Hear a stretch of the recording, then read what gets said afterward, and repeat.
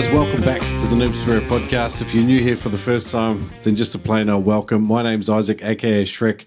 I'm the host of the Noob Spearo podcast. It's interviews with spearfishing experts, authorities, and characters from around the world. Today, it's back to Jerry Guerra, Neptonics Nut there in Florida, and we get down and dirty talking all things travel spearfishing, whether it's equipment, navigating airports, compressing your gear, planning, having that checklist, thinking ahead, and avoiding all those painful obstacles that sometimes come around with travel.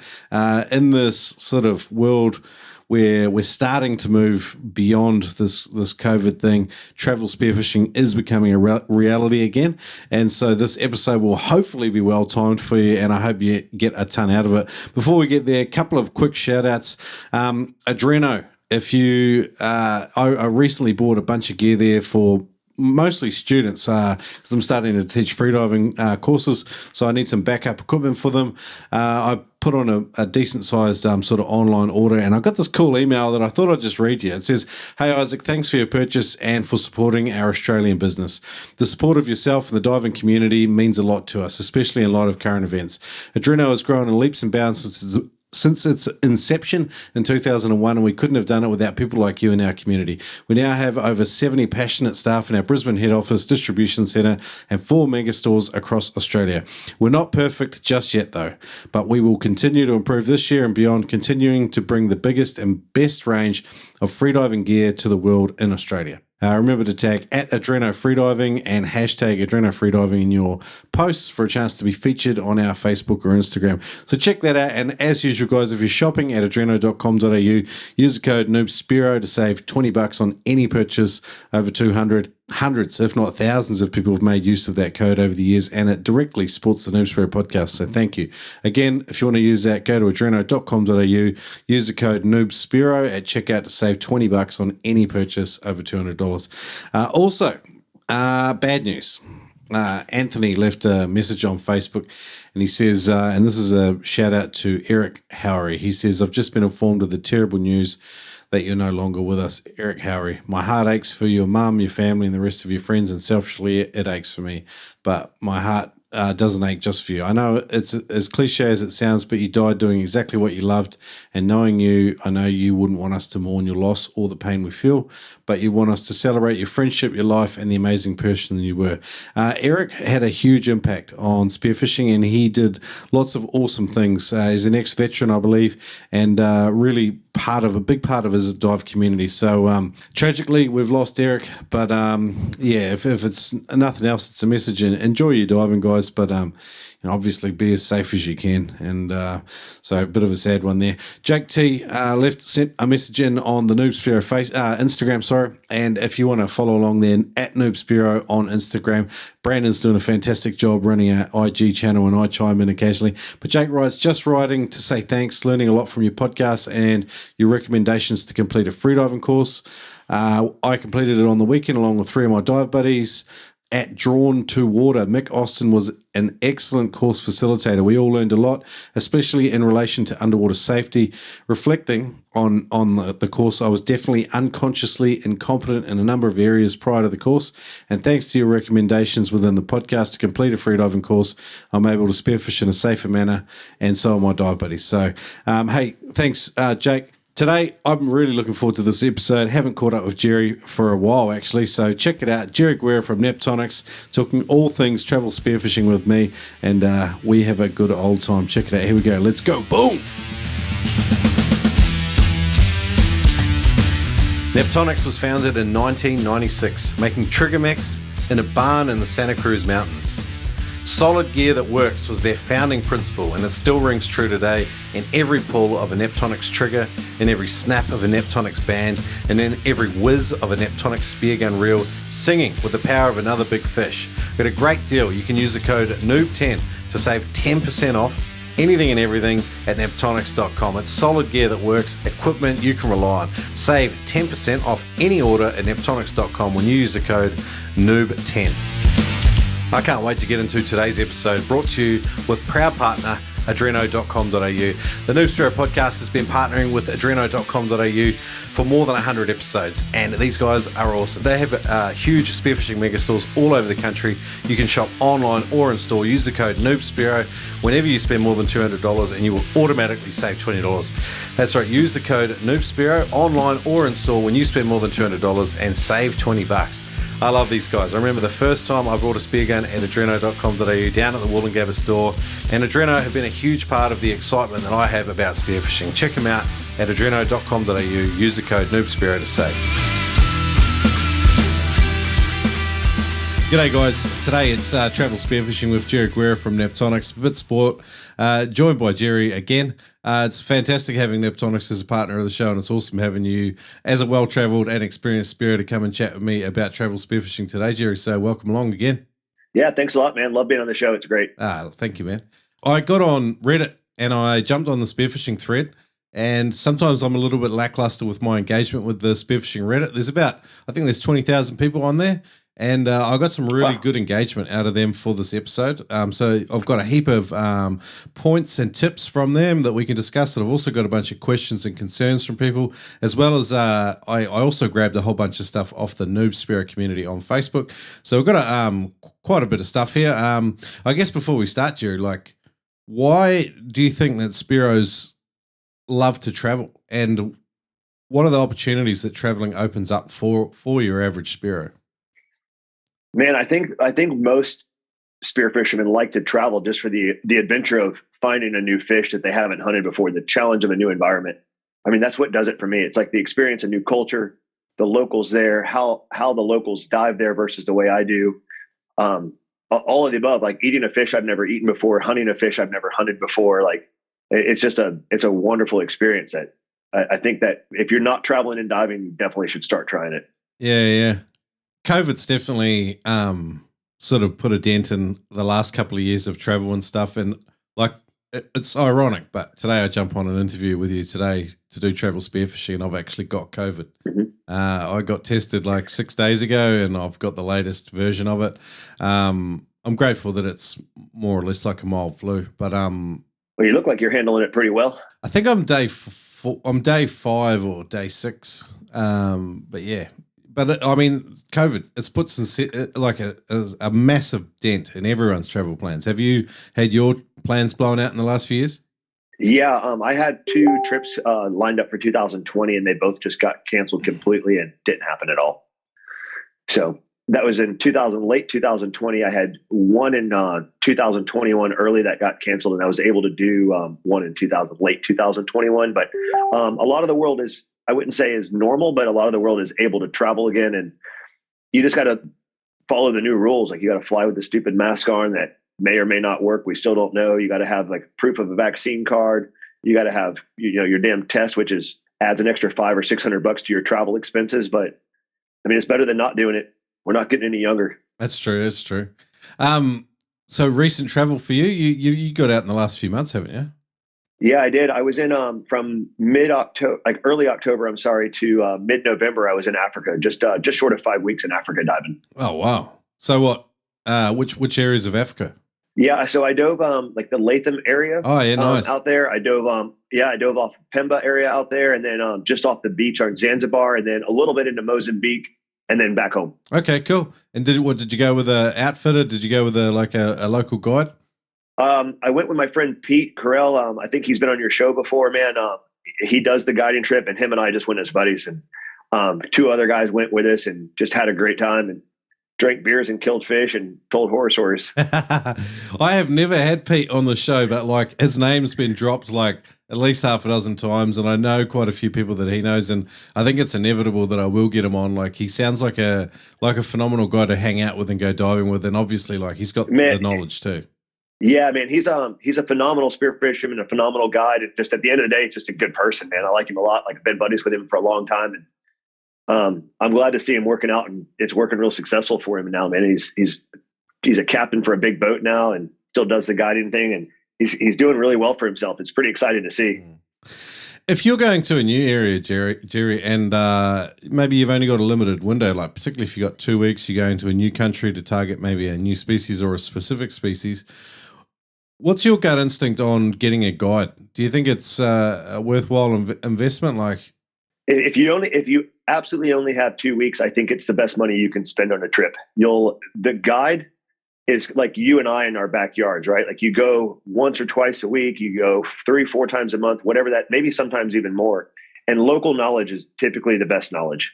mm, It's really hard to argue local knowledge, and a guy who dives or a woman who dives that area on a regular basis, like they'll show you. There's nothing that you won't figure out on your own, but you're not going to figure it out in 2 weeks. yeah, yeah. Yeah, it's like no one could expect to figure out your local conditions in 2 weeks. Like, Absolutely not. yeah, even when you have big conversations with locals, like you still like the time in the water and like the chance to experience a location over all the different seasons in a year. Like, I don't know, it just informs your understanding, your planning, and your results come after that, I reckon. I fully agree with that. I think local guides and I think experienced guides that are and there's some of the new guides are actually pretty good with it, but a lot of the experienced guides, Pete Carell's a great example of that. Cameron Kirkconnell's a great example of that. The guys that work with Cameron, like they spend so much time in the water, man, that it's really hard to argue someone who's in the water 250 days a year. You know, I go diving with a mate like that, and he was like 250 days a year, and I'm flat out getting my 15 days a year or 20 or whatever it is, and they're just different. They and you can't help but look on with envy and just go, oh wow, I wish I was spending as much time in the water as you are. But I mean, it's just not the realities of life sometimes. No, I fully agree with that, man. But even like a good charter guide, and it doesn't even have to be like a paid spearfishing guide, quote unquote, man. But like a good example of that, it's a good friend of mine down in the Florida Keys, Tony Young, runs Forever Young Charters. I'm not sure if he's been on your show or not, but no, not yet. Man, he has got the upper keys, and his charter game it's dialed in. Is amazing. I've ever seen a charter company. Like, I've been on, I can't tell you how many times I've chartered a boat, and we're supposed to be there at 6 a.m. and we're all there at 5:55, and the charter boat guys show up at 6:15 and they're hungover. And, you get there at, 15 minutes early and the boat's ready with ice. It's idling and it's waiting for you to leave. Like the guy's just a top notch. Like, they're cutting up chum for you all day. They're working flashers for you all day. Like they know where the tides are changing, where the water temperatures, where you need to be for that species that you're hunting that day. Like they're just on their damn game. Yeah, 100%. That's what you want when you're spending a bit of money too. Yeah, and exactly. Like the charters aren't cheap, but they take all the guesswork out of it, so it ends up becoming cheaper than what you and me guessing at somewhere we've never been before. You go out for 5 days and you try it by yourself, and one day might be successful, and you go with them, and the first day is successful. And Aaron Young, Dibs on Bottom Charters down in Key West area, he's another great example. Good friend of mine that just crushes good fish and like just runs at a top-notch, amazing show down there. Chris Mendola with Far Out Charters in the Keys, another great example of just that guys are just, they're just on their game. Like they're in the water so much that they just know what they're doing. Yeah, I haven't spent too much time out on charters, but the ones I have been out on, like here on the east coast of Australia, like it's night and day. Like it's a lot of the diving's a lot easier too. You're just not having to worry about all of the peripheral stuff. And they take care of a lot of that. And then you can just focus on having a good time while you're in the water. And I mean, you're paying for that privilege, but like it is a privilege, and it's really nice benefit to doing it. No, I fully agree. It's a hell of a privilege, and it's very costly, but at the end of the day, like it's very worth it. And like, and if you go into some of these guys, like they're very experienced. They just spend so much time in the water, and some of these guys have been doing it 10, 12 years. And when you do the math of that, like of how much they're in the water, they're probably as seasoned as someone who's been diving for 30 years, only because they're in the water so much. So if you go into it with an open mind and you're willing to learn and absorb, like you can literally learn more in a 2 or 3 day paid charter from a good guide than what you'll teach yourself in 2 years of doing it the wrong way, or maybe the right way. But it's that whole practice thing. It's like, it's that whole thing with travel spearfishing, or with any spearfishing, or with just free diving in general. It's like, well, practice makes perfect, and practice makes perfect. And that's fucking bullshit, man. Like perfect practice makes perfect. So unless you're doing it the right way every time, you're fucking wrong.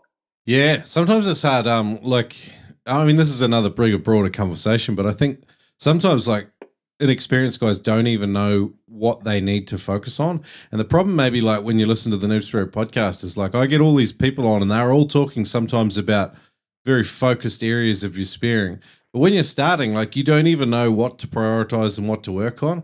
And I think like a good charter or guide, like that as soon as you start putting your gear on in the boat and having a conversation with them, they're going to start knowing like, oh, okay, this is what we're going to have to focus on for this person, and this is going to give them their biggest bang for the buck in terms of improvement. Absolutely. And every experience level is kind of like that, you know, like you might have a hella hardcore, like really experienced Spearo, but they've never been spearfishing in Florida waters. So like a charter operator will just know exactly how to familiarize you and get you the most out of what you're doing in your area, I think. But like listening to a podcast, everyone's just trying to figure it out themselves. So Sure. I hear what you're saying about perfect practice, like for sure. No, I mean, it really makes a big deal. And I learned that lesson the hard way. And I know a lot of my friends did as well, but man, if that's one piece of advice that a new guy or a new woman could take on, like, I'm not saying listen to me, but consider it. All right, cool. Let's get into some of these community questions. So let's do it. Bythog on Reddit, he says, he's got quite a few comments, but I sort of cut him up. I wanted to start off talking about Sports Tube, and I think probably this podcast might end up being a little bit of an homage to them, because Sports Tube, like, despite it not really being a specific product for Spearos, has been remarkably well adopted by Spearos. Everyone uses them that travels. I've used them myself. Bythog says, I use a Sports Tube for most of my gear, guns, floats, lines, spear equipment, etc. He says, I keep my essentials packed elsewhere, though, so if the tube gets lost or delayed, I can at least still dive. So I think he means like he might put his his goggles and some of his other stuff in his private bag. That way, if his gun's still in the big sports tube, then he can still get in the water and dive and maybe borrow some gear. Mm-hmm. He says, use a coloured Sharpie or tape to mark the holes your lock should go through. If your tube is checked, security might just guess and either bend a shaft or make it too long.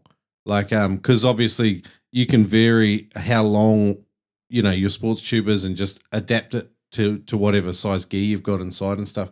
Do you use a sports tube, Jim? I used to use a sports tube, but not anymore, man. They're a bit bulky. They're a bit cumbersome. They weigh 9 pounds for a Series 2. A Series 3 weighs 16 pounds. You lose a lot of weight on your travel. And personally, man, TSA's messed up my gear more than what the sport tube protects it. So I gave up on it. Okay. All right. What's your alternative nowadays? So now the Neptonic speargun travel bag that I designed out. Rife used to make a really similar bag to it. They discontinued the product, and I took it, modified it a little bit better to my likings, and made it a little bit bigger, a little bit beefier, holds a little bit more stuff. But I can pack 3 spear guns in it. I can pack a float line in it, an inflatable float. And then there's a PVC tube that goes in the bottom of it that you can put about 8-9 shafts in it. And you can travel with that thing and it'll weigh in just underneath 50 pounds if you pack it properly. It's got 3 accessory packs in it where you can add extra tuna clips in there and shackles and, you know, extra bands for that, extra rigging for your shafts if you need it. And it's a ballistic nylon. So the PVC tube in the bottom keeps it really rigid. It's like double padded on the outside, like yoga mat materials inside of it. Okay. So when it's all sealed up, it's super padded and it only weighs 4 pounds. So you get to keep 12 pounds off of that you can add in with extra shafts and slip tips into your bag, which is always a challenge for international travel. Generally, like a lot of the airlines have either got like, is it like a 44-pound baggage limit, or some of them have got, is it like a 68-pound baggage limit? What are you guys dealing with? Yeah. So in America, 90% of our flights domestically are a 50-pound limit, and our international flights are a 70-pound limit. So, okay. There's not a lot of room to play with. Keeping under 70 pounds is really easy. Keeping under 50 pounds can be really challenging with shafts and guns. Mm-hmm. Yeah, for sure. And then like if you if you take clothing and stuff, which a lot of us don't, just so we can get more spearing gear, and like it becomes pretty bad. Like especially when you go to a country where, like, if it's cold, sometimes at nighttime, particularly, like even if you go into tropics, you might want like a windbreaker or a jacket at night, and you've given that space up for your spearing gear. Have you done that? I absolutely have, more than once, man. As I get a bit older, man, I just suck it up and pay for the extra bag. But I travel with a spear gun bag, and then I travel with a duffel bag, and okay, and then I have a check-in bag that is like the largest check-in bag that will fit in airline check-in. Yep. And if my personal gear doesn't fit in there, it doesn't go. So that's a solid rule. So the stuff you sacrifice first is again like just personal, like toiletries and clothing as well. Yeah. So, like when it comes to toiletries, man, I'm a pretty simple guy. It's a toothbrush and toothpaste and a razor for the top of my mustache, so my mask doesn't leak. Yeah. Anything past that, you're overpacking in my mind. This is the beauty of But being. a stick of deodorant, it's not a bad idea. But let's be honest, like it's not as necessary as you need it to be. I love it. It's cool. I'm just kidding. I carry deodorant, but not hair gel. Mm-mm. Nick Johnson also said, like, other than a sports tube, have you found any other good ways of traveling with spear guns and fins? So your bag that you're talking about, what is the name of the bag, and can I have a picture of it for the show notes, maybe?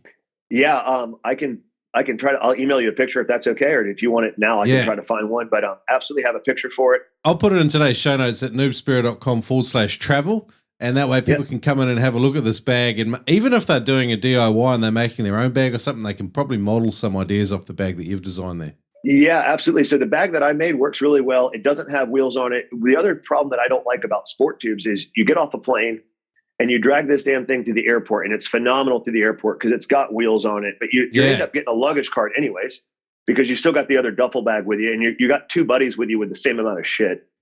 So you're trying to maneuver all this shit through an airport, which is fine. That's where the sport tube wins.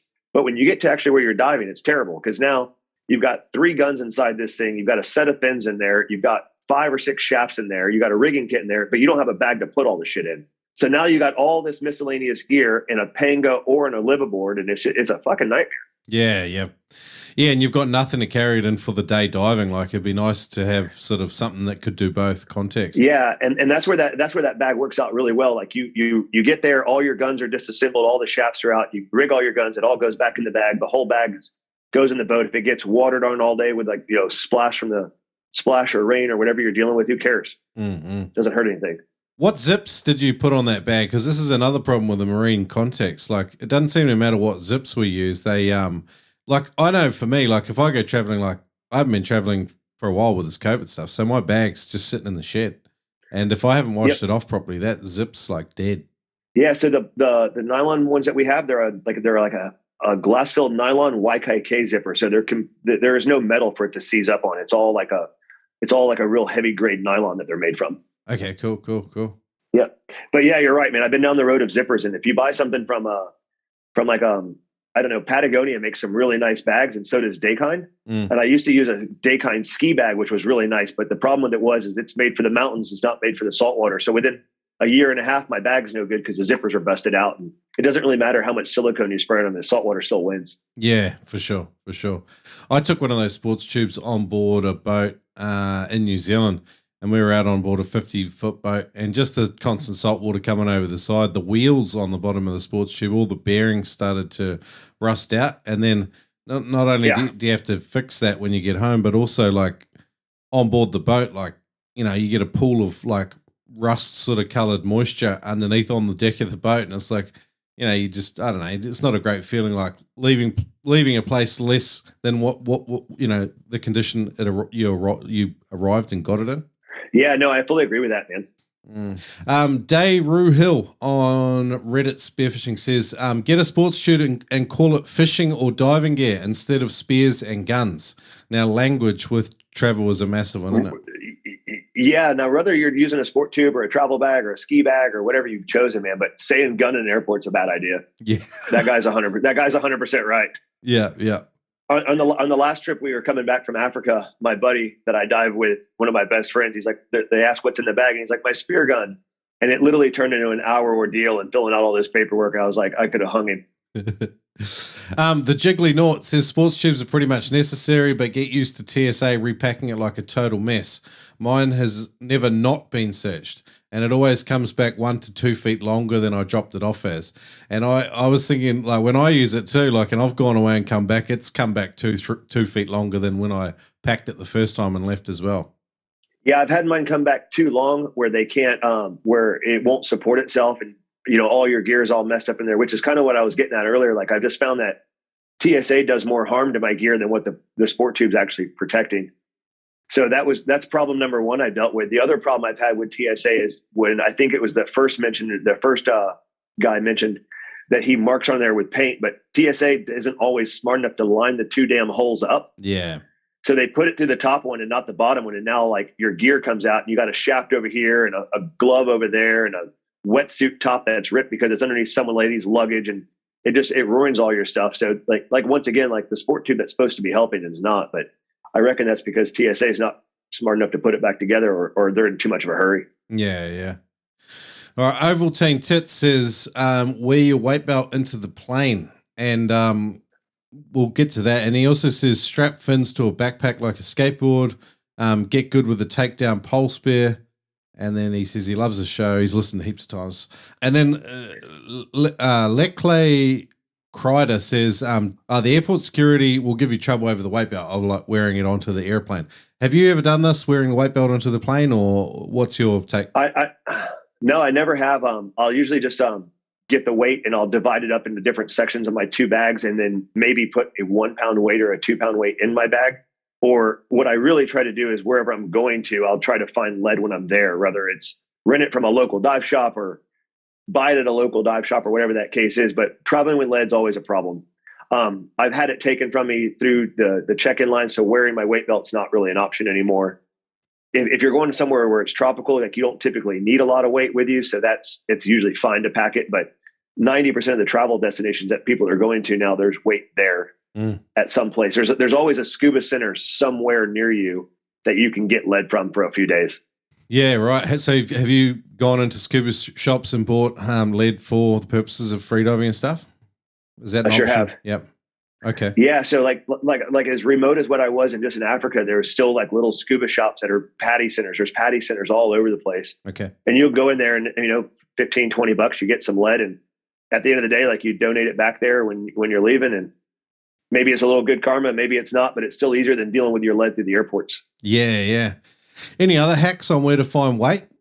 No hacks on all. To be honest with you, man, like the best thing that's always worked for me is like most of the travel destinations that you're going to go spearfishing now already have lead weight on you. But I don't know. For example, if you're on a trip with your wife or your girlfriend or something like that, you're on a resort. But if you're in a place where it's diving and you're going there spearfishing, once again, there's usually not a dive center too far away. You just got to sniff it out. Yeah, nice.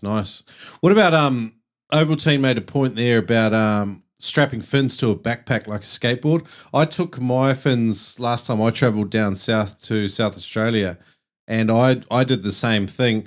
One way I had no dramas, although they did make comments, and then the other way it almost became an issue. And then I sort of had the conversation with the stewardess, and I had to explain like what they were for, and then how much they cost and how it's not. And then she got a little bit adamant that it should have gone through the, what do you call it, the delicate packages like add-on or something. And I was like, it's not. I don't even want to put it through there. Yeah, I've always packed mine inside of my speargun bag with my guns, and they fit in there just fine. And then also in just a regular duffel bag, but don't pack them on the bottom or the sides. Like lay your wetsuits down, lay a float line down, your fins down, the other part of your wetsuit, and like so pad and protect those fins. But surprisingly, like it's they hold up really, really good, man. Carbon fiber fins and plastic fins are way more durable than people give them credit for. Yeah. And I think a lot of the manufacturers for Spearos, like I can see, so you got some divers and some penetrators there in the background. Those fins, they're fairly robust. Yeah, they are. Like from a diving standpoint, I'm a huge fan of the GFT fins. They're behind me as well. There's a bunch of those on the board. I'm a huge fan of GFT. I've been diving those for well over 13 years now. I've never had a set break. The handful of customers that have had some problems, GFT makes them right and like instantaneously. Been selling Divar for a long time with Ray, super great guy. Sold hundreds of sets of those as well. The few sets of those that's broke, Ray fixes and makes it right. Like the fins are really tough. Same thing with Penetrator. We've been selling those for about a year now. Those damn things are bomb proof, and a lot of guys love those, and some really cool graphics and arts on those as well. But 15 years ago, man, there was like that mentality where carbon fiber was really fragile, and at the time it was delicate and ginger as fuck. But that ship sailed, bro. Those things are tough, man. Like they're built like tanks now, and they perform like Ferraris. Yeah, that technology is those companies are really good. Now I can't speak for all the fin companies, but those 3 companies, you're not going to have any problems with them in your bag. That's the least thing you got to worry about getting broken.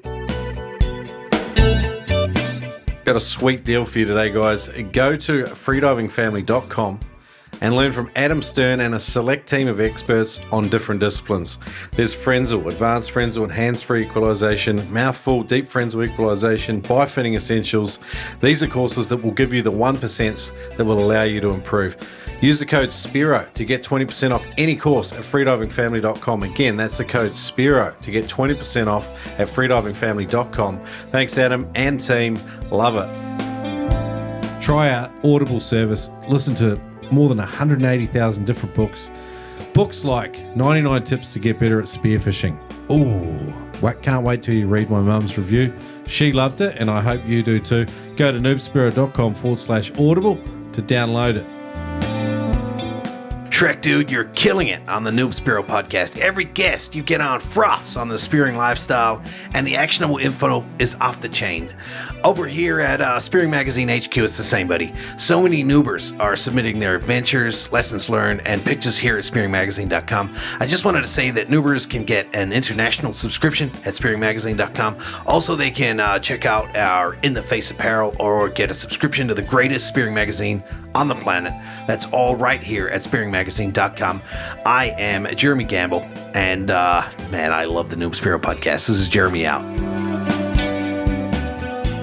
Have you looked at or thought about or talked about with fin manufacturers a travel fin? So I have talked a little bit about it, but most companies that I have talked to about it, they all come back to the same reason of where you would attach it with the modular stuff will take the flexibility out or make it fragile. Yep. So you're either losing performance or you're losing durability. Correct. Too much. So the one thing that I know a handful of people do is they take the foot pockets off and they put the blades and the foot pockets separate. But man, I mean, if you have a long enough bag and you know, as long as, like I said, as long as you like put a wetsuit down on the bottom, a float line or something like that. Yeah. You know, then you put your fins down opposing each other. And then you put like another wetsuit or like one of your like 3 atmosphere floats on top of that. Like that's a lot more cushion you're giving it credit for. I mean, that's theoretically, that would be safer than us packing it with our FedEx packaging and bubble wrap around it and sending it to you and letting the baggage gorilla, the box gorillas mess it all up.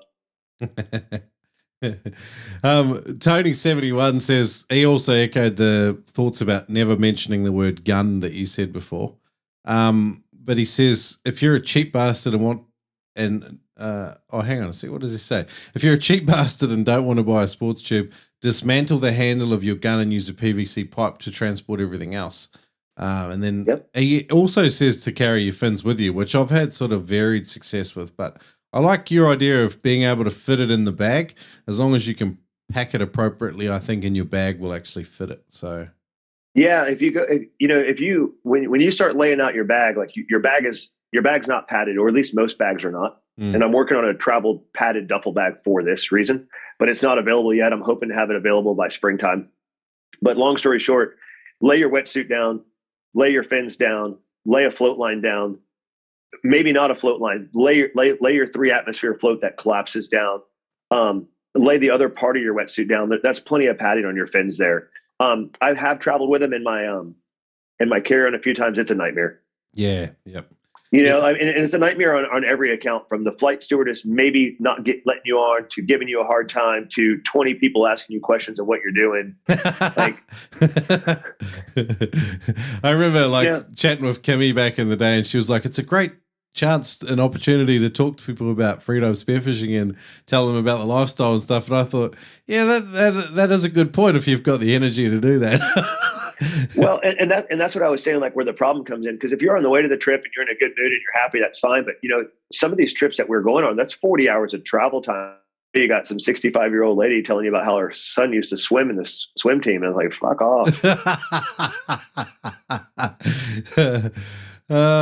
That's good. And I mean, it's no offense to her. It's just like, fuck, man, like put them in a bag, travel light, take the chance. It'll be fine.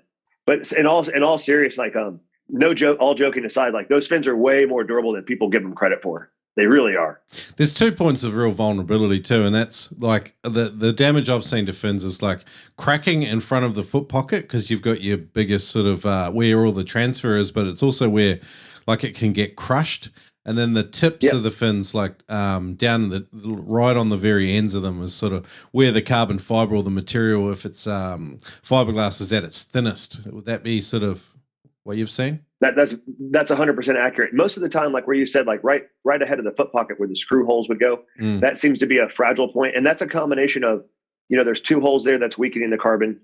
A lot of people step on their fin, so you got a 200-pound guy, 150-pound chick, whatever it is, steps on it 100 times. Yeah. And at some point that just weakens that carbon there. So that is the weak spot. The tip of the fins, I feel like that's inevitable over time. Like it's going to break regardless, whether that's you putting them in the boat, take them out of the boat, your own duffel bag, the back of your pickup truck, whatever. But if the tip of the fins breaks, it's a little like heartbreaking, but it doesn't affect the performance. You can cut them down too, and sand them off again. I don't know if you have to reseal them. Do you have to reseal them if you do that? You're theoretically supposed to, but I haven't. Yeah. My penetrated carbon's now like 6-7 years old, and the toes they have worn right down, and it's almost like a blade, so they can cut people. Like I have to be careful with that now because for sure. I mean, and that's a perfect example. Like carbon fiber or a composite blade that you're using 7 years later, man. Like that really speaks volumes for like that penetrator fin, how well they hold up, man. Like once it's packed right, you don't break that thing. Yeah. And a lot of guys and girls, they also forget too, like, how do you think it made it from Australia to Florida? Yeah. Yep. Yeah. That's packed in a plane. Like, it was packed in a plane. And then when we sell it in Florida to a guy in California or a guy in Hawaii or someone, wherever that may be, like it went back in a plane, back in a box. It wasn't in a carry-on in someone's backpack. So yeah, it's a good point. But personally, if it gives you a sense of security to carry them in your backpack, go for it. I think you're overthinking it personally. Mm-hmm. Okay, cool. Foxconn says fins in a spear gun or 2 will fit well in a surfboard bag, especially if you take the spear out and tape it to the barrel. Wrap it in a towel and a wetsuit and pack it on the deck side of your board. The glass is thicker and there is less risk of it getting damaged. That's a good tip as well. I guess that is a potential alternative as well, apart from because I mean, this is what we borrow from. We borrow a lot from surfing and we borrow a lot from the sort of the skiing, alpine type sports as well, because they've got bulky bags. So yeah, correct. And a lot of guys that travel, that they go to destinations where they can surf and dive, so they are traveling with both already. So the surfboard bag is a great idea. That's absolutely, like, I know several guys that, I don't personally surf, but I know several guys that surf and dive, and they do it very similar to what he just described. I don't surf either, but maybe I would like to buy a surf bag just so it looks like I do. That way I can be cool. Foxconn goes on to say, if you're going somewhere tropical, you'd be surprised how little you float without a wetsuit and just a light karashi when the water is warm enough. If you're going somewhere cold, it might be worthwhile to check out if you can rent a weight belt from a local dive center. Send them an email or DM to check. He says, be careful about slip tips and or screw-on spearheads. One time on a stopover in Russia, I got called over by the speaker to unscrew a point on a spear, delaying the flight for everyone. Maybe the lesson is to be careful about bringing spear guns through Russia in general. What's some of the most weird sort of spots that you've traveled through, and what issues have you had on flights, Jerry? Yeah. So what he's saying about Russia and the tip, that very well could be a problem with Russia. I've definitely had some problems when I was moving through Thailand, where they're checking my bags and they're like, I wasn't aware that you had to fill out the paperwork to have a permit to have with a spear gun, but I was on a layover there on top of that. So I wasn't even like in there for long, but the flip side to that is usually you can, like, I wouldn't say necessarily talk your way out of it, but you can explain it. You can buy that permit that you may or may not need, but at this point, we're all smart enough to know where we're going. And chances are we know someone who's there that can kind of coach us through all that as well. So, but he's right about the spear tips. Like, some stuff is like, what happens is it's not necessarily that you're not allowed to have it. When they put it through the X-ray machine, it just comes up as something they're not sure of. Yeah. So that's what's drawing the attention. He also says traveling through Singapore can be tricky. I have a friend whose gun got confiscated at the airport there. Not too sure on the details, but again, it sounds like a permit issue, like what you're talking about in Thailand. He says he goes on to say spearfishing risks vary from state to state, region to region, even within a country. Marine reserves can be a bitch to find out about. Sintra in Portugal was one example, and like in non-English speaking countries, finding their rules and getting them into English for the very specific and small sport of spearfishing can be quite tricky. So yeah, he says he goes on to say, be prepared to see things underwater that were not obvious from the videos online or regulations. Generally, people only post things that they're proud of, and you see that everywhere as well, Jerry. Like no one's like posting videos of them shooting all the species that you shoot when you're a noob. And sometimes for noobs in different countries, like it can be hard because, you know, the species that they're seeing on the videos are like the really prestigious ones that have got some sort of, you know, value attached to really experienced spearos. Generally, all of the lower level species, they're not really catalogued and identified for some of the noobs in the area too. So if you're traveling, I mean, I just thought that was another interesting point for learning to ID the local species there.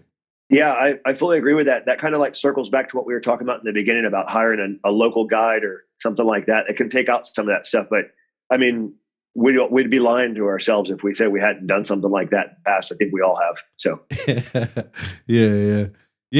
I know I've done it. And I was like, oh, like super proud of a fish I got. And then it like kind of dawned on me that I just shot an endangered species. I'm like, shit. Yeah. And this is part of the learning curve too. Like a lot of people get up on their high horses about like shooting stuff that you can't ID. And I think the longer you go spearfishing for, the more unforgivable it becomes. But yeah, sure. Yeah. Brett Whitman says, any tips for packing your gear in the most condensed way possible, like wrapping a wetsuit around your guns for added protection? Yeah, like I was kind of saying, like the padded gun bag that I use, it's already got that, but I definitely still lay my wetsuit on top of that.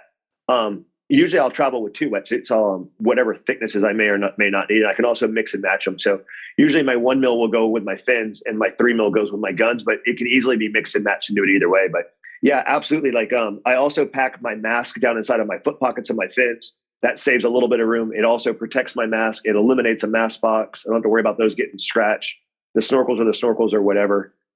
I don't travel with towels anymore. I use those microfiber towels, like the big chamois kind of things. Like they're the size of a quart. They're the size of a quart bottle, like smaller than the water bottle you're drinking with, versus a beach towel that's like the size of a pillow. Yeah, 100%. So there's you spend $40 or $50 on some stuff like that. It'll make your life a lot easier and travel that. But it's always a great idea, I think, in my mind to have those two wetsuits with you, or at least an extra top to a wetsuit, so you can kind of adapt to the conditions. Like, just because like there's the water temperature is hypothetically 77 degrees, which is a 3 mil wetsuit, doesn't mean there's not a thermocline where you need a 5 mil. Yeah, true that. Yeah. So I hear that about Palapas Ventana too, like particularly, like I just had those guys on the show, and by the time this comes out, that episode will be live. And that, like, some countries are notorious for those big thermoclines you're talking about. So 100%. Yeah, they are. And part of that thermocline is what makes those destinations so amazing. It's that upwelling, that deep water, nutrient rich water that brings in all the fish. So you got to be prepared for it. I think so. I think a lot of people really mess that up. Like if you're going to the tropics, it's always a good idea to have a 3 mil top with you, just because of the whole thermocline idea. But that being said, too, if you are going with a guide, they were out the day before you're getting there, and they can tell you exactly what you do and don't need in that bag. Yeah, nice. So do you recommend that, like a phone call with your guide or your operator, like in the days preceding, like packing your gear and getting on the flight? Absolutely. Yeah, like I think like at 48 hours ahead of your flight leaving, I think you have 90% of the answers you need. Nice. All right, Kyle Hutchison on the Noob Spearo community on Facebook says, have you got a checklist of all the spear gear you should take? And I actually remember that you gave me a checklist last time, and I've actually got that up. So people can get access to your gear checklist if they go to noobspearo.com/travel. I'll have that checklist linked up from last time. But let's go over it again, Jerry. Like, what do you recommend to take on, let's say you're going for a week trip, you're going outside of your country, what spear gear are you taking? Okay, so look, can we add in what we're hunting on that trip? Is it yellowfin tuna? Is it dogtooth tuna? Is it wahoo? Is it grouper? What do we got? Well, these are good points. Let's say we are going for some blue water species. Yep. Okay, so if it's blue water species, dogtooth tuna, typically dogtooth tuna, wahoo, and yellowfin are on the same kind of trip from my experience. Maybe not the yellowfin, but the wahoo for sure. Wahoo, they typically don't bend shafts. They just typically run really hard. They can stress your gear, so it's not a thing, not a real big thing. On a good successful doggy trip, I highly recommend one shaft per day that you're in the water. Wow. So if you're on a 10 days of spearfishing, it's 10 shafts. And yes, that is expensive. And yes, 10 slip tips are expensive. But here's the thing. You're diving and you're going to use it at some point. So you might not use it on that trip, but the trip the next year or the year after, you will end up using that gear and that equipment. So, but the worst thing that you could do is be on a 10-day trip somewhere, and day 3, you don't have any more shafts. And now you're just twiddling your thumb for the next 7 days.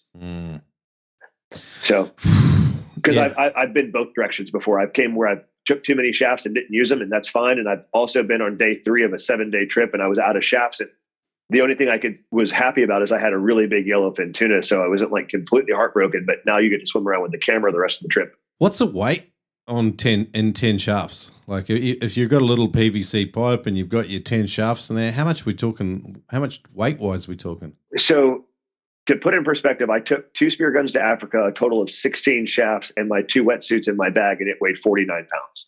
Oh, wow. So a 5/16 shaft with a slip tip on it at 65 inches, which would go to most blue water guns, give or take an inch or two. It weighs approximately 1.8 pounds. Okay. So 10 shafts is about 18 pounds. So when you eliminate that Series 3 sport tube that some of these guys are liking that weighs 16 pounds, all of a sudden your shafts just cancel that out and you're good. Yeah. And when you tie 10 shafts together, nothing bends that, buddy. And if that's bent, that sport tube's getting cracked too. Yeah, true that.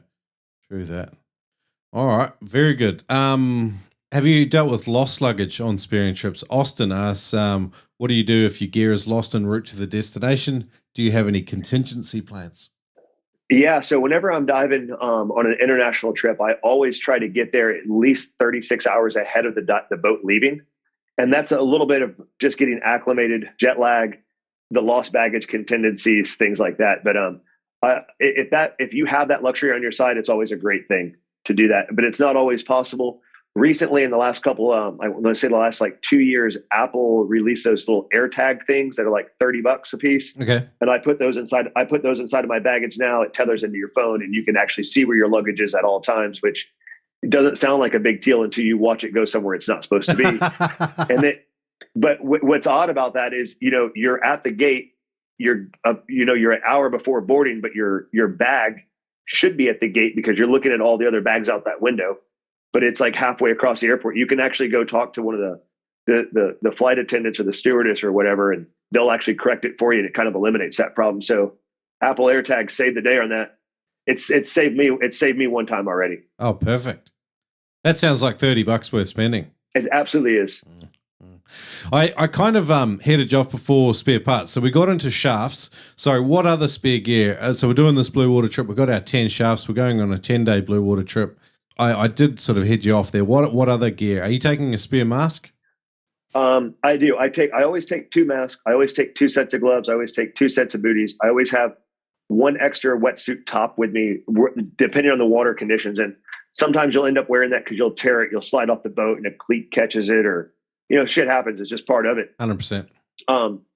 So I've always got an extra set of an extra 2 bands for my gun, not necessarily a full set of bands. My shafts are always rigged out for those before I left. So I'm not typically rigging and dealing with that.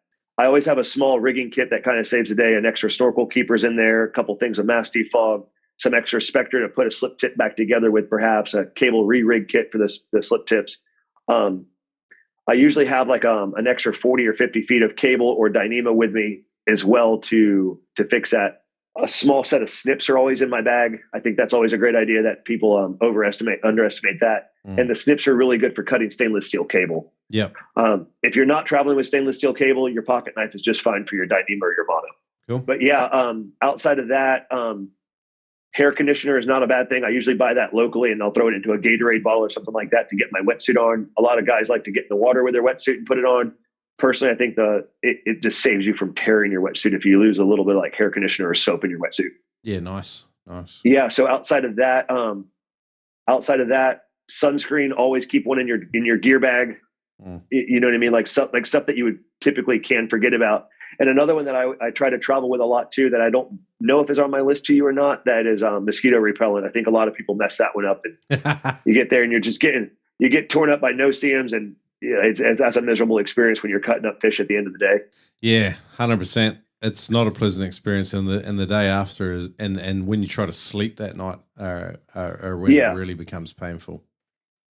Yeah, exactly. Another one that I've been traveling with on like the last few years too, that it may or may not be on your list, is electrolyte tablets. I think a lot of guys start, myself included, like 3 days of diving, like you just simply don't drink enough water because we're in the water so long. There's just not enough time in the day to replenish it. So those really help out a lot with cramping up and staying on your game. I think you can't replace all the things that you get in those hydration tabs, like like there's salts and magnesium and all that sort of stuff that you get in those tablets that water can't give you anyway. We generally draw it out in food, but when you're spending all day, every day in the water, like it just sucks it all out of you. Like it's proper dehydration. So yeah, like it's when you break down the human body, it kind of puts it in perspective of like some of the badass shit we do to ourselves. Like if you look at what a marathon runner does, the guy will train, or the girl will train for months on end to run a marathon. And then when they're done with a marathon, they eat the right stuff. Like most divers I know, we train like hell, and our recovery drink is a beer and French fries.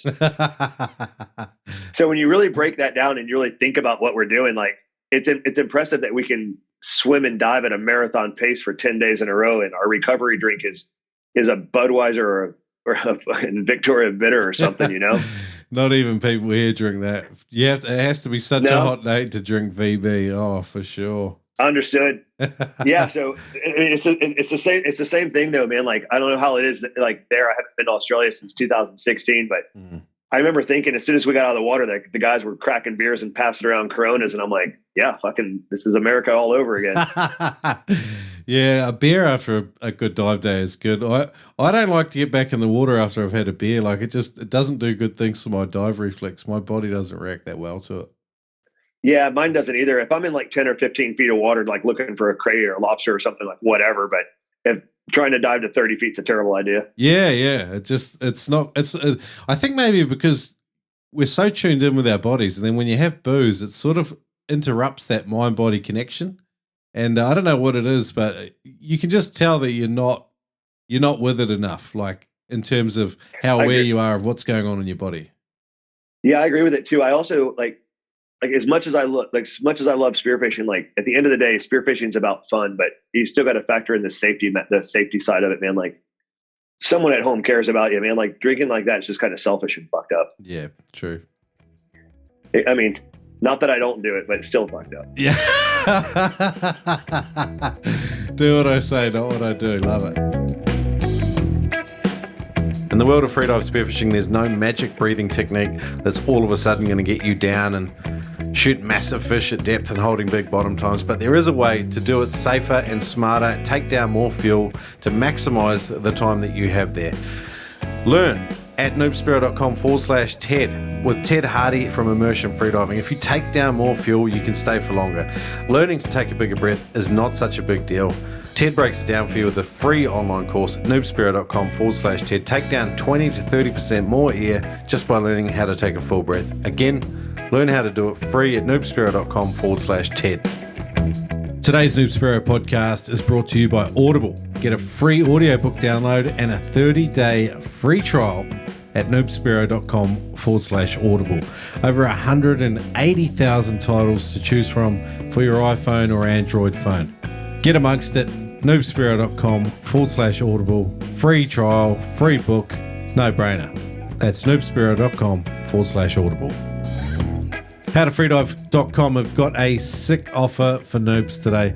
If you've already gone and done the freedivingsafety.com course, which is a free safety course for Spearos, I think this course is probably the next thing on your radar. It's called Break the 10 meter barrier. It's designed to get you down the bottom, laying on the bottom in that 10 meter, 30 foot mark and enjoying yourself, not suffering, not overwhelmed with the difficulty of it, and just breaking down all the simple techniques that will get you there. They'll get you laying on the bottom, relaxed and ready to shoot fish. It's a great way to just give you the simple and basic techniques to get you there. Check it out at howtofreedive.com and you can start this course for free. If you like what you see, then by all means purchase and use the code NoobSpearo to save some money. Some dosh, some cheddar, some moolah. Boom. howtofreedive.com. Use the code NoobSpearo to save.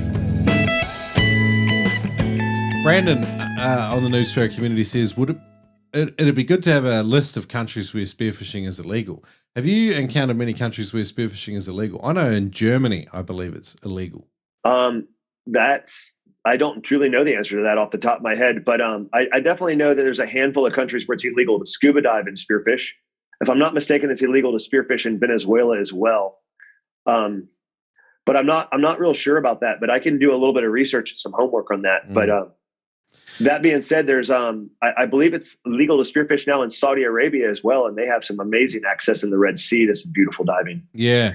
So I think maybe is it Mauritius or one of these, like a country there sort of has similar rules. I believe Japan has made spearfishing illegal, but wherever you find this and where there's like the water's good for spearfishing, you find this huge underground illegal spearfishing culture.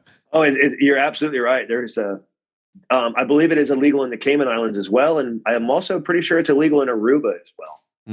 But that being said, like they still do it. Yeah, it's a shame that these countries have been lobbied, probably by very small self-interest groups, against spearfishing, or maybe there was a decent rationale for it because the practices they're employing with their local spearing were just raping it or something. I don't know.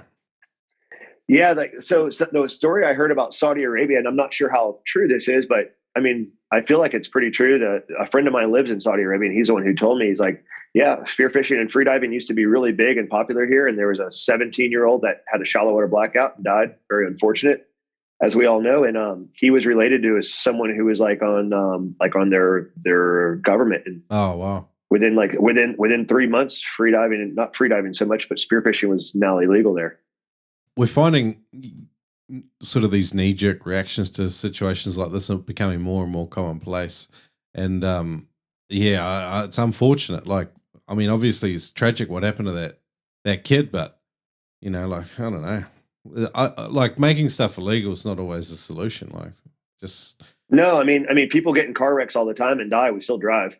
Yeah, I'm just trying to picture what my reaction would be if they try to make it illegal where I live. Like, it's almost unimaginable, like, because it's a dominant part of my lifestyle. So yeah, fully agreed. Like, I'm right there with you. Like, if they tried to make it illegal here, I could just see like the amount of local guys that I know here. I'm pretty sure it would be an underground sport, like a speakeasy before long.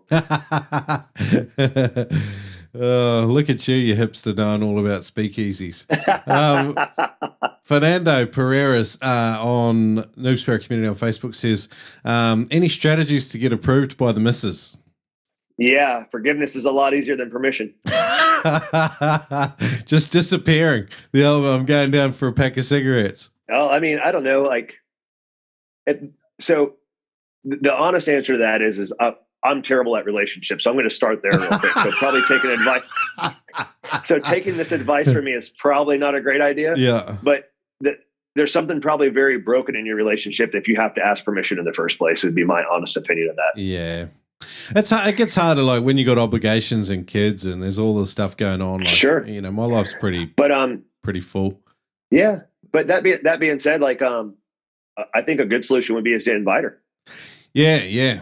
If they're into it. I mean, at the end of the day, like, looking at your girl in a bikini should not be a problem. I think, getting these trips approved, like obviously, like your partner probably cares about your mental well-being and your health, and if they're convinced of the reality that spearfishing confers you a level of peace and inner health, then it's arguably a health retreat, isn't it? Yeah, I think so. I mean, it's very therapeutic for me. Me too, 100%. But you've got to put it in language where people understand what you're trying to say. So, yeah, no, absolutely. I mean, at the end of the day, it's probably a lot of the way that you present it to her too. And, if you're canceling out on like her best friend's wedding to go on your spearfishing trip, I can see how that'd be problematic. Yeah.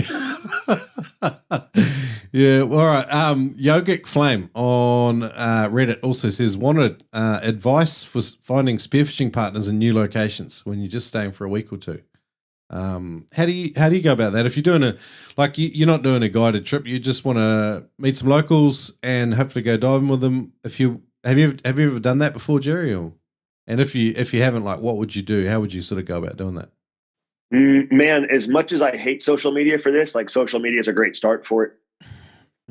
Yeah, the same way that they're asking like the Noob 4 about like advice on travel spearfishing, I would start there. Like, hey, I'm going to, I don't know, example, Puerto Rico. I'm going to be in the Rincon area. Is there anybody that knows this area? Do you know any local guys there? And the one thing that I can say that's been pretty amazing of being in this freediving spearfishing world for so long is it's a very welcoming community. Like it's most people in this point of it still know people or know of that person or someone in that area that can point you in the right direction. So yeah, I just start out by just, nice casual question. I'm looking to come into this area. Can anyone give me any pointers, advice, or who to dive with there? Yeah, yeah. And yeah, I've met a lot of friends in Puerto Rico like that. I have some friends in Ecuador that I've met like that. And yeah, just casually asking it's a great way of doing it. Like, what was that stat on like males not going to their high school prom? It's like 81% of males don't go to their high school prom because they don't fucking ask. Yeah, righto. Yeah. Okay, I see your point there. Yeah, that's a good point. Yeah. I think another good one, like if you're on any of these social media groups like the Spearfishing Reddit or the Noob Spearo community on Facebook or any of these groups that connect people in different places together, I think reciprocity is massive. So if you've spent, like a long time helping people out on those forums and answering questions and, sharing your opinion and not being a dick, then generally when you go to ask for some help, like people are like only too willing to help you. Whereas if you've been a troll, I guess maybe like, and I'm not saying all trolling is bad because sometimes it's amusing, but it absolutely is. But tasteful trolls that still are good people like that, you're going to get better results out of your communities. I think doing it that way. Yeah, I fully agree with that. But that being said, too, like local dive clubs are always a great start too. Like like there's I'm here in the Tampa Bay area in Florida, and I want to say there's 8 local clubs. Yeah, wow. And there's over 400 and something spearfishermen in this area. So like don't be ashamed to reach out to your local dive club or something like that, or the organization that's in charge of all the dive clubs kind of thing. There's usually a lot of good knowledge there, and there's usually a lot of guys and a lot of girls that have been diving for a very long time in that club, which is kind of what the clubs are about. It's like the old salty veterans are teaching the new guys through mentorship, which is it seems like it is slightly dying a little bit, which is kind of sad to witness. Yeah, righto. It's hard. Like time and energy is a massive part of that, and a lot of those clubs are only as good as the people that are in them. Like the clubs themselves are just made up of people. So if you don't have cool people in there, you don't have cool clubs. So yeah, fully agree with that. But like I said, like between those two things, like that should be a pretty. I would recommend starting there, and I think that would probably solve a lot of your problems. And the other thing that you can do too is reach out to your local dive shops. Like most of your local dive shops or your dive shop that you buy from, they typically know people in that area, and they can point you in the right direction as well. Cool. Yeah. Jiggly Nort had some similar questions. He was asking about advice for solo traveling. So we've got clubs, social media groups, and what was the other one you said? Oh, and the local charters. Yeah, your local charters, and also your spearfishing shop where you currently buy your gear and your equipment from. Like if you're buying gear that is typically designed to go travel somewhere, like they if that shop has been established for a decent amount of time, they know someone in that area, or they'll know of someone that knows someone in that area. So yeah, we get that call once a week of, hey, I'm going to St. Kitts. Do you know anyone in St. Kitts to dive with? And, yeah. Through a chain of events, we get them in contact with someone. Yeah. Cool. What about learning local laws and catch limits and stuff? Is that something? How do you investigate, particularly if you're going maybe to a country that doesn't have English as their first language? Yeah, like honestly, man, one of the first things I do when I go to somewhere I've never been there and I don't know someone who's ever been there is just start on the U.S. Embassy's website and their websites as well. Okay. And when you for example, if you started reading on Ecuador's website, like their tourism website, you can find out all kinds of information of what you can and can't do there. Mm-hmm. Like Belize is a great example of this. Like Belize is a beautiful, phenomenal country to go diving and spearfishing. And just behind you guys with the Coral Sea, it's the second largest barrier reef system in the world. But the caveat to spearfishing in Belize is you have to be with a local native Belizean. So to go spearfishing legally. So you are forced to hire a guide to legally spearfish there. Yeah. Okay. Cool. So that being said, if I move to Belize and I establish residence and I become a Belizean citizen, I'm not still legally allowed to take you because I am not from Belize. So they've done a really interesting job of like making their own people have jobs and work in their own country, which I think is phenomenal. Yeah, that's cool, and you don't mind that, and it's a good excuse to get a guide. Yeah. Yeah. Yeah. And not only that, you're about to learn some really interesting stuff because you're going to watch some guys with some really short little scuba fins and a big old scuba mask go to 100 feet on you. Oh, wow. Well, that could be cool too, like, because you get to experience their local culture and language, and then also how they cook and prepare and hunt their local fish, which is, for me, like one of them, like you said at the start of the episode, like the local culture is one of the biggest appeals to spearfishing and traveling. Absolutely. Yeah. And usually like you come back and you have a new way to cook and prepare fish that you've never done before. And that's always exciting. Yeah. Awesome. All right, moving on. Say not to sea level. He had a tip here about a lot of the spearfishing sort of fin manufacturers now, and he identified fins for you and Roku do a shorter blade that you can more easily fit in your bags. I thought that was an interesting point. Do you carry any of the shorter blades, Jerry? No, I personally don't. For the most part, when I travel to go somewhere and spearfishing, like the diving is typically harder than it is at home. I'm usually trying to dive deeper water and swim up harder currents and stuff like that. So I'm like the guns that you typically use in your backyard is not my tuna gun. So, and it's, so at the end of the day, like I need the bigger, stronger, more sophisticated gear and equipment, for lack of a better term. But if your goal is to go like on your vacation with your wife and you're just trying to spearfish off the beach a little bit, then yeah, you could probably get by with like some shorter fins and not have a problem with that. Yeah, cool. So it depends on your priorities and stuff. Yeah, exactly. Like I wouldn't dumb down my gear on a dogtooth tuna or a yellowfin tuna trip, but if I was just trying to grab some octopus and lobster off the beach, like it doesn't really matter what fins I got on. Yeah. Okay. Cool. By Thog had a couple more points here. He said, have a TSA lock on whatever luggage you're using for your gear, but also have your lock combination written down to give to airport security if you're going internationally. Not every airport has a key to unlock TSA locks. So that's something fairly unique to the US. I believe it is. I don't personally bother with TSA locks. The people who are going to unlock that bag have a key to it. So yeah, I'm not stopping them from stealing anything. And usually when you get to the airport, the first thing you do is check those bags in. And the second thing you do when you get out of that airport is take those bags, and a $3 lock isn't going to stop someone from stealing my whole bag. Yeah, that's a good point. Yeah, I kind of wonder about the utility of some of the locks as well. I've stopped using them. He goes on to talk about airlines, and I thought this was interesting because I think it's very much a local thing. And it's, again, something you could probably talk about on social media, like if you're going to a new area with a different airline carrier. But he says, we tend to fly exclusively Delta or SkyTeam.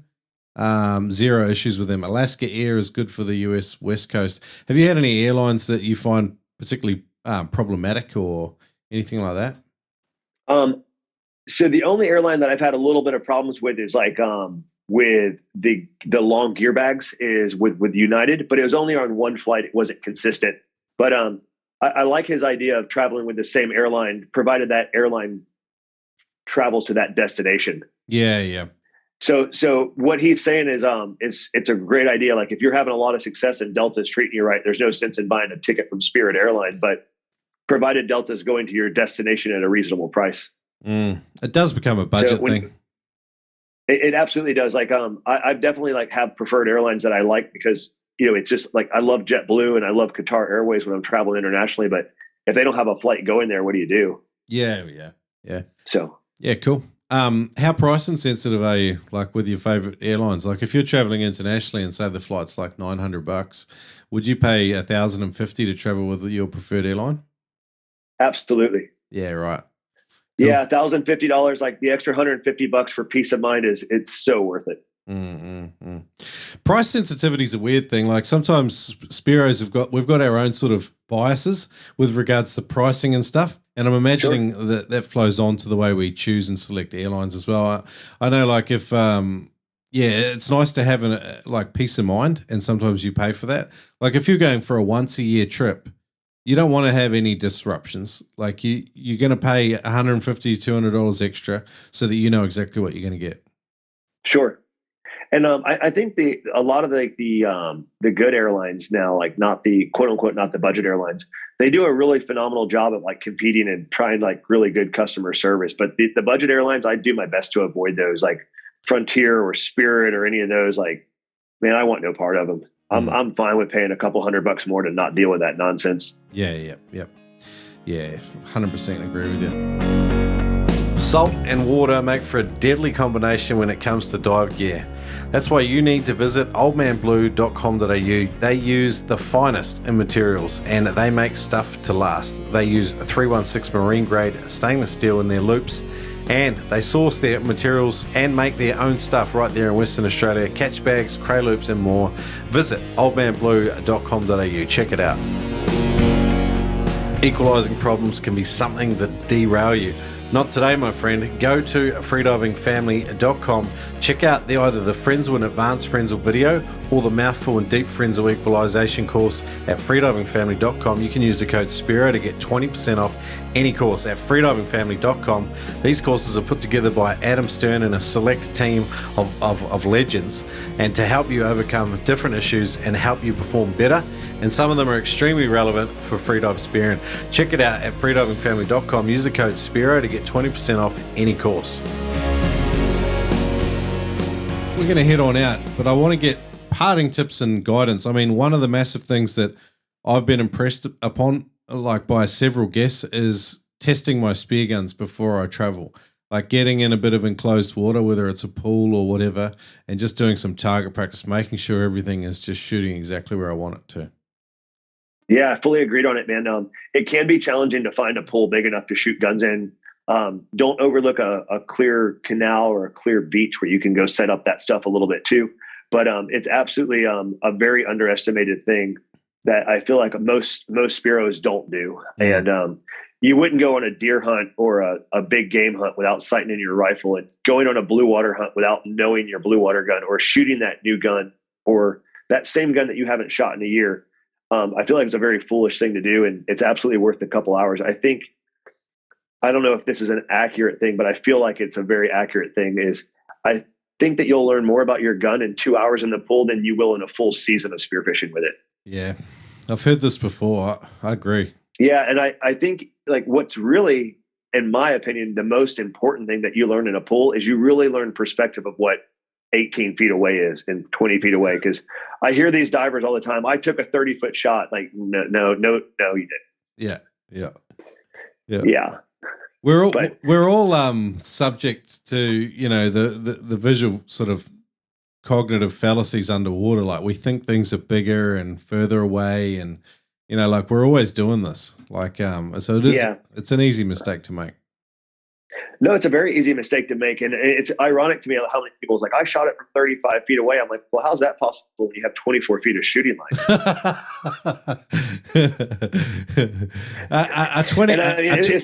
It is nothing bad. It's not, no one's lying to you. They're just naive about it. They just don't know. But you get in a pool with your gun and it'll really put in perspective of what that gun's capable of doing. I don't think I've ever shot anything further away than maybe 15 or 16 feet. Ever. I don't think I've ever put anything in the boat past that. Yeah. Like a 15-foot shot off the end of your spear gun. That's a long shot, I reckon. It really is. In my opinion, it's a very long shot. But yeah, I think a big 4-band gun or a 5-band gun at 17 beats very realistic. Like tip of the gun to that fish, and that's a really long shot. It's a hard, and you're also talking about going through a target that's 1.5 to 2 foot thick at that point. It's a lot of power and momentum to make that happen. For sure. Yeah, I haven't actually done a trip like that. Like where we've tried to shoot fish that big before. So I'm looking forward to doing that. Yeah, I think one of the problems with the big blue water guns too is that that's not your week-to-week spear gun. Like that's exactly what I was saying. Like you most people typically dive with their 100 or their 110 centimeter gun, and that's their go-to, and that's it. And all of a sudden, next thing you know, you have a 135 or a 145 with 4 or 5 bands, and it's a mid handle and not the rear handle that you're used to. It's a whole nother animal, man. Like get in the water and use it. Yeah. It's a lot of effort too, though, isn't it? Pulling a shaft out of a target and then like re-rigging it, like reloading it, putting all 5 bands on and then doing it again. Like it's you're going to fire that spear gun maybe 5-6 times in an hour. And and you're not shooting any fish, so it's not really fun.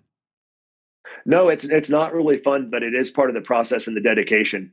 And whenever you're willing to go on a trip to another country and shoot a fish that you're not used to hunting, I mean, it's just the due diligence to get that fish, and it's all part of the experience and part of it. Like, like when you break it down, like most of the time diving, like 80% of the time sucks. The water's cold, it's not clear, it's not pretty, but we all come back for more. Yeah, 100%, 100%. I think someone said it a little while ago too. Like it's like the reward is commensurate with the level of suffering that's gone into it. Like it's like we place great value on how much we've put into something. I think spearfishing is very much a lifestyle that sort of aligns with that.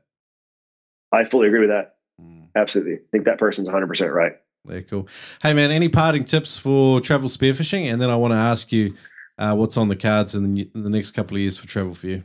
Yeah. So, like as far as like some tips for travel spearfishing, just try to be as prepared as possible with your gear and your equipment. Try not to be that last minute person where you're like trying to get your last 6 slip tips before your flight leaves in the morning. Try to avoid the whole overnight shipping process. When you know you're going to commit to a trip, let's say it's in January or February and your trip's in June or July, try to have all your gear and all your kit sorted out by March or April. So if there's any last minute problems, you're not stressed out about that. Like vacation is supposed to be fun. If you can eliminate that last minute stress, that's always a very comfortable thing to do.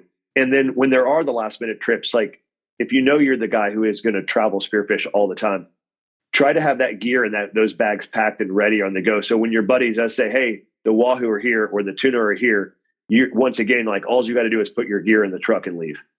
So being prepared, that whole Boy Scouts motto of be prepared goes a long way in the travel spearfishing world, in my mind. Love it.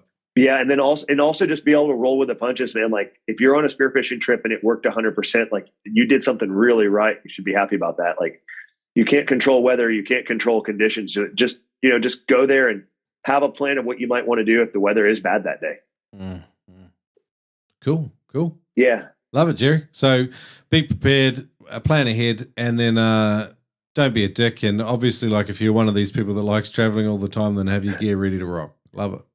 I think so. I think that goes a long way. I think that really takes it makes it a lot more enjoyable when you're not stressed out about that. Yeah. I love being prepared, man. For me, like going into situations where I'm not prepared, like I'm always uncomfortable. Like I like to have a certain number of variables under control. That way it helps me to just, all I got to worry about doing is having fun and not being a dick to someone I'm traveling with. Yeah, exactly. I mean, you just said it best, man. Like when you're kind of like stressed out about it, you're not prepared for it. Like it kind of like brings out the inner asshole in all of us. Yeah. None of us, like, I think G.K. Chesterton or something, he says like the measure of a person's real character is what they're like when they're tired and stressed, like, because we can all be good people, but then like when you're tired and you're stressed, and if you can still be a good person like that, that's kind of when it starts to, the rubber hits the road, so to speak. Yeah, for sure. All right, man. Travel destinations, like where do you want to travel with this COVID bubble starting to sort itself out maybe? Yeah. So I've already booked my trip to go back to Africa this year. I really want to check off a 200-pound doggy off my bucket list. And then once I get that off my list, my next big travel destination that I want to do is the Solomon Islands. I don't know many people who's been there, and that one's going to be a very committing, timely thing. And I really wanted to get that one off my list too. So my immediate trip, COVID seems to be pretty easy, and allowing it to travel there, at least from the USA, is into Africa. Beautiful trip. And then my second trip after that is going to be the Solomon Islands. I really want to check that one off my list. Nice. I've heard good things about Solomons. I know one guy that's dived there, and it isn't on everyone's travel destination list. And I think that's remote travel's got appeal all of its own. It does. It absolutely does. That's kind of what's appealing to me about it, is it's not that destination where a lot of guys and a lot of divers have been that I know of.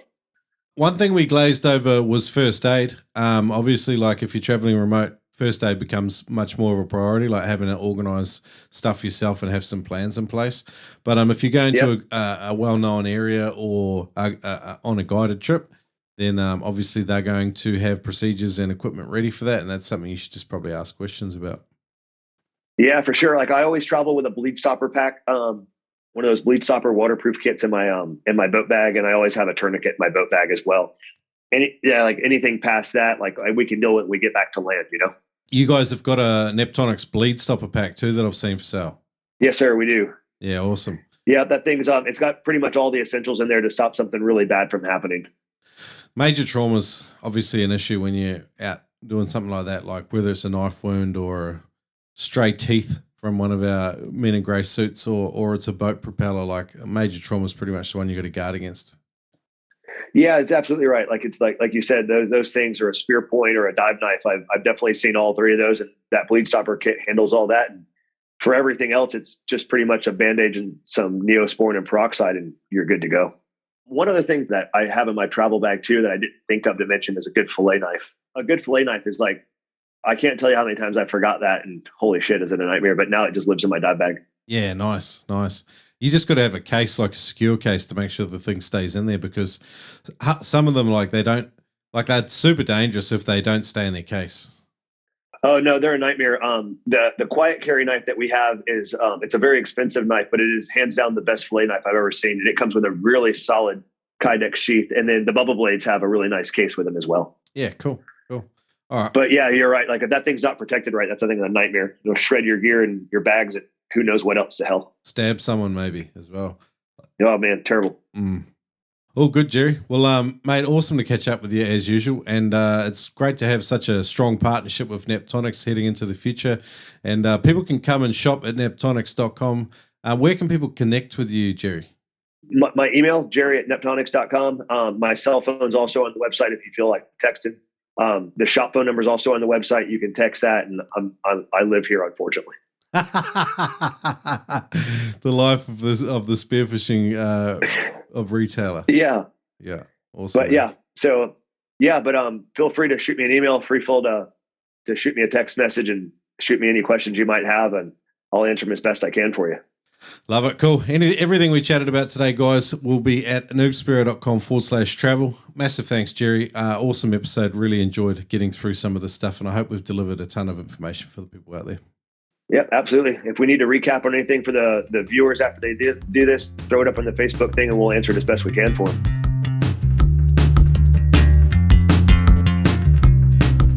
Massive thanks to Jerry for jumping on and chatting all things travel spearfishing with me. If you want to shop at Neptonics, and I would highly recommend you do, their online support is just absolutely banging.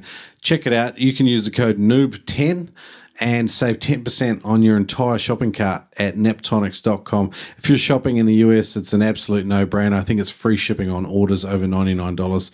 Use that code NOOB10 to save a bit more cash. And again, thanks, Jerry, for jumping on this episode with me. In 1 week, only 1 week, accelerated release schedule, which I'm excited about. For the entire month of March, I'm hoping to pump out an episode a week. I've got Tran Lawrence coming up.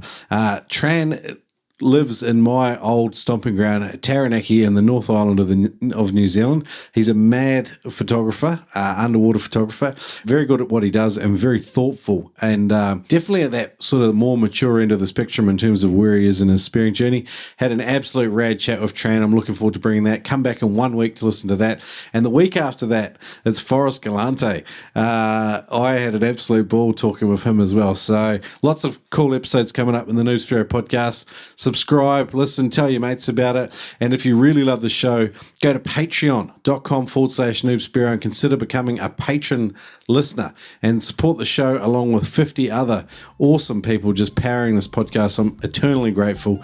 And but anyway, however you listen to the Noob Spearo podcast and share it with your mates, I appreciate it. That's it for me today. Shrek over and out.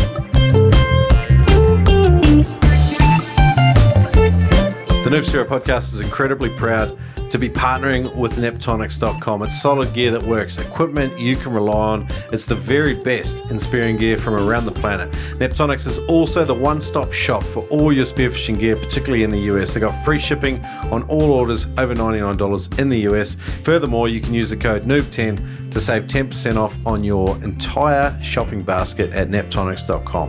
Use the code NoobSpearo at Neptonics.com.